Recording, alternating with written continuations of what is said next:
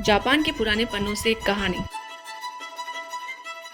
गांव की शाम थी, मिट्टी की खुशबू से भरी। एक छोटी सी चिड़िया गौरी जमीन पर बैठी थी। पिछले तूफान में उसका पंख जख्मी हो गया था। जख्म तो भर गया पर हिम्मत टूट गई थी। वो उड़ने की कोशिश भी नहीं करती थी। उसका घोंसला ऊपर बड़े बरगद की शाखा पर था, पर गौरी अब नीचे जड़ों के पास रहती थी। वो उड़ते हुए पंछियों को देखती और अपनी आंखें फेर लेती। उसका दिल बहुत डरता था, अगर मैं फिर गई गिर गई तो। वो फुदक फुदक कर दाना चुगती। जमीन पर चलना उसकी आदत बन गई थी। ऊपर उसका घोंसला अकेला था, नीचे वो भी अकेली थी। एक दिन जोर से हवा चली। गौरी एक झाड़ी के पीछे छिप गई। उसने देखा एक सूखा बरगद का पत्ता हवा में जोर से नाच रहा था। पत्ता जमीन पर आ गिरा। फिर हवा का एक तेज झोंका आया।